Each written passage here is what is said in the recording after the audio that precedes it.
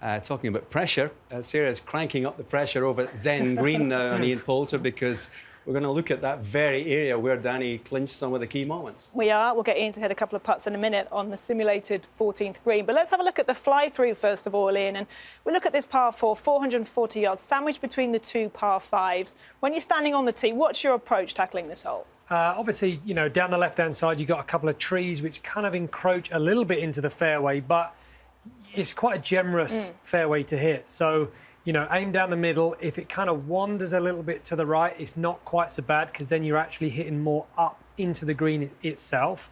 And then you come to the green, which is tricky. A massive false front, about 12 yards up the green, isn't even really green in your own mind. So then you've got 3 plateaus. You've got the top left ledge, which is very flat. You've got the middle one, which obviously where the pin is normally situated on Sundays.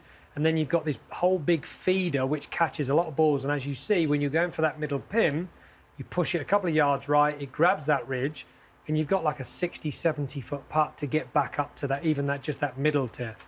Great description. Let's show the viewers at home that in a little more detail with our virtual look, because it really gives you an idea of the slopes and the contours. And first of all, I mean, that's effectively traditional Sunday pin. Yep. You touched on it there. Let's look at the elevation first of all. Left to right, you can see the drop 5 feet in height, and then back to front, we're looking at approximately 4 feet. So that kind of tells its own story instantly. Yeah, it's a very, I mean, there's you know, several elephants buried underneath that green. It's a really big green.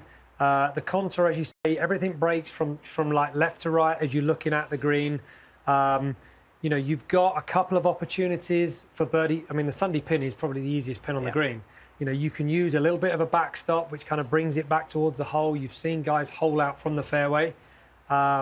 But the left pin and the right pin are the 2 real tricky pins on that green. You alluded to the contours. Let's just show you the more severe red. You mentioned the false front all running down here, and also yellow, less severe, but still you can see the big slopes left to right. I mean, how would you rate this in terms of treacherous greens at Augusta National? Where's it ranked for you? It's kind of right there in the middle. I mean, you've got the false front is the most dangerous bit about this green. If you don't get it over that whole front section, that ball's going to feed all the way off the right edge of the green. And then all of a sudden, you've got a nightmare chip shot or even a putt to get back up over onto the right level. So it is a treacherous green, but you should be having 8-iron to a pitching wedge, you know, providing it's not into a strong breeze. So it's just once you get on the right level, you're fine. Okay, good. Right, ready to hit a couple more. We had a nice little analysis earlier with you talking specifically about your putting stroke. So we've just altered the Zen green. So this is about a 10-foot putt we've got here. We've got a slope of about 3%. So we're going to simulate effectively left to right putt. Then we're going to go and have a look at a couple of minutes in terms of right to left. So left to right, Ian, when we're looking at amateurs at home, typically say this is about the hardest putt they'd face. How do you approach left to righters? Well, it's hard if you're a right-hander, and if you're a left-hander, it's easier. So as a right-handed golfer, you know, left to right putts are always more tricky. 3% is quite a big break, and most amateurs don't give it enough borrow. So therefore, when they eventually do stand over it, and, you know, subconsciously you're not giving it enough break, you'd have to hit that putt extremely hard for it to go in. So if you hit this putt hard and it hasn't got enough break, not only is it going to miss low, it's going to end up going too far past as well. So left to right breaks are all about speed and line. And again, visualization, aim in, you know, a good chunk left of the hole. There we go.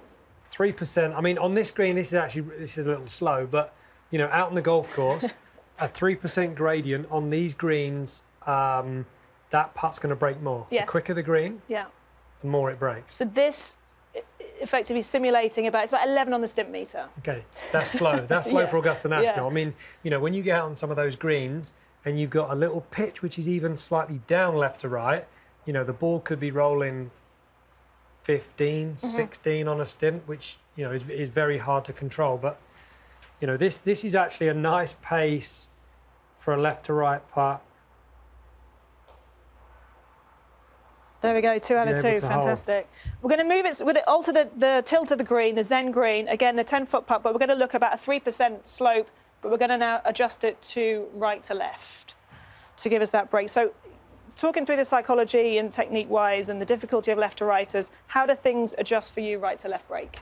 How do things adjust? Well, I mean, you know, as a right-handed putter, it's always easier to visually see, you know, the actual curve. I'm a putter that doesn't. Okay, so here we go. This is a fantastic visual.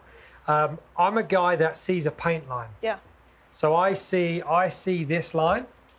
A lot of guys see they putt to a spot, which would be on this line. So they'll pick something out here or halfway along the actual line itself. I'm not that guy. I'm the curve guy. So that line, obviously the line on the right hand side, the aim line, as if it were a straight putt, and here's effectively the putt view with the break. Yes, it's quite difficult to realise how much a putt really breaks. This gives a great indication of how far this putt actually really does move. If you'd have asked me to put a marker out to tell you how far this ball's going to move right to left, I wouldn't get it as far out as that. Okay. But when I stand over the putt and I look down, I'm actually creating the paint line with my eyes to see how much it will break.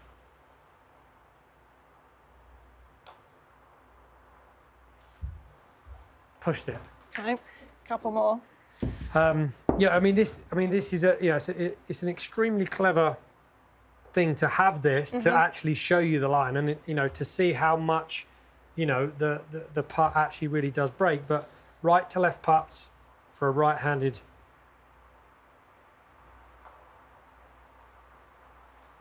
The left to right putt was really easy.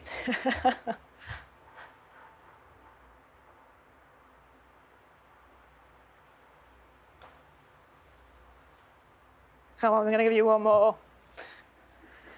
One more.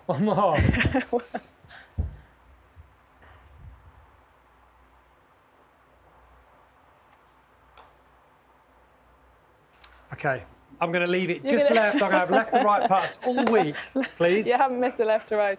Brilliant. So final question, when you first, for players first timers here at Augusta, and people talk about the mental challenge, the first couple of times you play it, how much does it get into your head, the slope, the contours, the elevation, which you can't always appreciate when you're watching at home?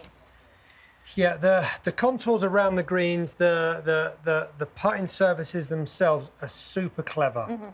Augusta National have an incredible green complex which stresses the players out if they miss the green. Sometimes it's not necessarily if they hit the green it's the issue. It's when there's clever pin positions and you miss a green by 2 yards, it kind of kicks down a little ridge. Now you've got an uphill chip shot, which once the ball gets on the green, it's running away. And that's the hard thing. You kind of got it all around the first green. You've got it long of 2, you've got it long left at 3, you've got it long of 4, you've got it at the back of 6, you've got it long of 7. I mean, all around this golf course, there are little subtleties, all the little nuances which we're all trying to practice out here right now. You'll see the guys trying different hooded chip shot techniques to get the ball to land, to get it to kind of, just run through that kind of like soft, the little first cut of rough. It's clever.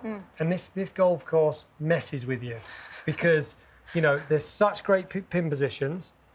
You know where the easy putt is, but it's hard to put it in that exact position. So when you get out of position, it's hard, it's stressful because you've got a 30-footer, 40-footer, but just past the hole, it's going to sneak away and run and leave yourself a horrible little 7-footer coming back. So that's the stresses of this golf course. It's not really playing because it's not that difficult off the tee. Once you're in the fairway, you're standing there, you know where to hit it, and then it's the stress of if you don't hit it in that spot, the shot it leaves you from that point. Fantastic. Well, I hope you enjoyed a little simulation here on the Zen Green. Congratulations again last week and best of luck here this week. Thank you very much. At the Masters. Left Thanks, to Ian. righters, left to righters, all day long. Thanks, Sarah and Ian. When he was hitting the left to righters, Butch got his phone out to his bookie in Las Vegas trying to get some of these 45 to 1s. Then I saw him hitting the panic button after the right to left. But, having watched all that, it's easy to see why they say that the Masters can be won with the putter. And there have been certainly plenty of classic examples over the years of great players mastering Augusta's lightning-fast greens. I have indeed. Phil Kenyon, putting guru. I know I interviewed you in Dubai at the end of last year, and I said putting guru, and you sort of looked at me, and I know you do a fantastic job with some of the world's best players. I know you don't particularly like that term, but we're looking at sort of Henrik Stenson, Justin Rose, Tommy Fleetwood. Fantastic work. So we're going to have a little bit more about the science and the difficulty, of course, of putting these Augusta greens. Before we get to that, something that's sort of in the news and we're discussing a lot in commentary right now, and it is that balance between the science and the kind of artistry. As a coach, how do you deal with that balance? Yeah, it's not always an easy thing to do. It's a challenge. Obviously, you know, golf is a simple game in many respects, but in this day and age, we try and use science to help, you know, improve performance. So it's getting to know that player really and understand, you know, where it's appropriate and when not. Yeah, and I guess like you said, it's how much it's a player's mentality and what works for your particular guy. Yeah, absolutely. I mean, I think some guys are wired to be more analytical and technical, and often they'll embrace that, you know, sort of part of the game, where others are, you know, more intuitive, more feel-based, and often it can be detrimental to kind of take on board that type of stuff. So. Brilliant. Well, great to have you in today. We've obviously got our new bit of kit, which is the Zen Green. So we're trying to sort of really simulate, mimic what the players are facing on the greens, the putting surfaces here this week at Augusta. So we're going to start it off. So we're looking at about sort of a 10-foot putt here, and we're going to effectively simulate.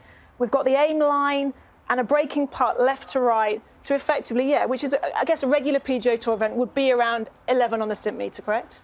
Yeah, I think the average stimp on a PGA Tour event would be about 11. Yeah. The average pin position generally would be about 1 to 1.5%, and that's sort of the gradient of the slope. Now, I think the challenge here this week with it at Augusta is the average pin position, the slope is steeper. So you're going to be putting across more like 2.5% slope, and of course the greens get quicker. So you've got a very different visual in terms of how much that ball breaks, and that's the sort of challenge this week. OK, well, let's have a look then with our lines here. So this is effectively the aim line here then, Phil, and obviously how it would typically break, as I said, looking at around about 11. So if you could just line up here, hit a couple of putts for us and give us the read, the line visually, what are you seeing with this particular putt? Well, obviously, if you stand behind, you can see we've got about 2.5 to 3 cups of break, and we can see the curvature that the ball takes. I mean, a noticeable thing is, if you look at the apex of the putt, which is the sort of highest part of that curve, it's actually well below the aim line. So a very common mistake that the amateur would make is to see that high point and then aim at that, where, you know, the ball's actually broke before it's got to the apex. So very often, you know, I always see a lot of amateurs would underread putts based on that principle. So we can see here, well, I'm going to try and hit this down the line. So we are putting you on the spot today, Phil. Sorry about that. We'll try. So a little firm. You sure these greens are 11, not a little bit quicker? We're going to speed them up in a minute, don't you worry. Okay. So, yeah. So you can see here, if you don't match the speed to the line, you're not going to make the putt.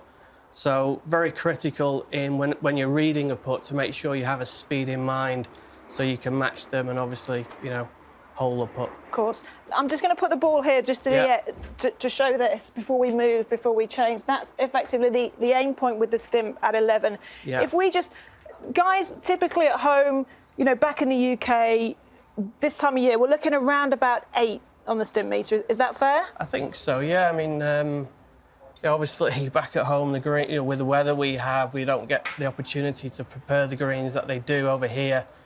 And, you know, it could be as slow as 7 or 8 on the stimp. And that's effectively showing 8. That's the aim point line, and you can see the break not quite as severe. Yeah, so if you're looking at in terms of the aim point line, you at least, you know, you could almost halve it in terms of the amount of break, or a little bit more than half. OK. So that's obviously the same slope. Sure. But the green speed itself has kind of made the ball break less than what it would do on a faster green. Yeah, and as you said, we're looking at about 2.5% slope. Yeah, like you say, that would be about the average slope here at Augusta where the pins are cut, where generally the slope would be slightly flatter.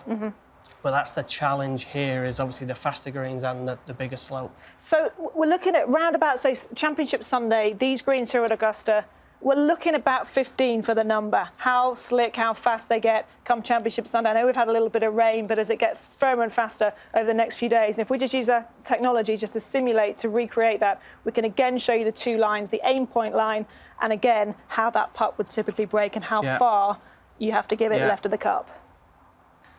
We just show that for you now. And it gives you a really good indication of just what these players are facing here this week. Yeah. Yeah, so we can see here, if we look at the aim line now, how much higher that is. So if you think about the average golfer, what they're going to sort of face, and then obviously what these guys are going to face at the weekend, there's a lot more break. I mean, the challenge here as well is that the green speed can vary from day to day. They're sort of very crafty in how they can prepare the course. You know, like the sub-burst systems that they have under the green, they can really dry out the green. So they're also very cagey in terms of they don't release the speed of the green. They won't allow you to use measurement devices to calibrate the green speed. So it's an unknown sort of variable, but very easily they could be faced with 14, 15 stimp come the weekend. So being adaptable, you know, using your instinct out on the course to adapt during the round is important. Okay, if I can just get you to line up just to try and hit the putt on this with this break if we can. Technique involved, and what are you kind of thinking? How are you approaching this? Well, I think it varies for each individual really. I mean, if we look at these two references visually, we've got the curve line or we've got the straight line, and you know, I think you'll hear a lot of players talk about hitting putts to a picture. I know Tiger speaks a lot about putting to a picture. And Ian Poulter was in with us earlier. He said very much putting to a picture, whereas other guys will use sort of visual points. Yeah, so I think a lot of the times they're referring to that curve, you know, where the ball may enter. You know, guys who maybe are a little bit more systematic could be putting to the aim point. You'll see some guys who kind of use the system aim point where they use their fingers to predict break. That will give them the actual point at which they would want to try and start the ball. So there's different styles for different people. I guess it's just trying to work out what's best for you and what kind of approach is going to help you hold putts. Would that be a nice little tip for people at home? What would be kind of your one thing in terms of reading break? I think it's experience and intuition obviously play an important role. So like these guys this week are going to hit a lot of putts across all the different slopes. And they're going to build that intuition and feel for it. I think two simple rules to help the golfer at home is to try and find where the straight putt would be. If you can understand where the straight putt would be and then your position relative to that, you can appreciate the angle that you are relative to the straight putt and then how much break. The further away you are on the angle, the more break that you're going to play. Okay, I'm going to get you to hit this last putt for us. So, as I said, we're simulating around about 14 on the stimp. Try and get better speed here.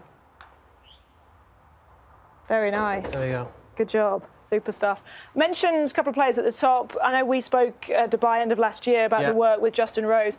But you look at his putting stats this year, they've been superb. I know he sort of never finished inside the top 50 strokes gained putting on the PGA Tour. This year is well inside that. Spoke to him in Orlando, Bay Hill about it. What's been the change this season for Justin Rose?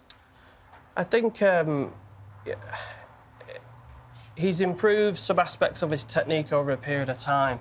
But I think Justin's one of those players who naturally is very technical and he's a little bit of a tinkerer. So in many ways, what I've tried to do is to help him manage that and get him comfortable in some simple concepts and be consistent in those.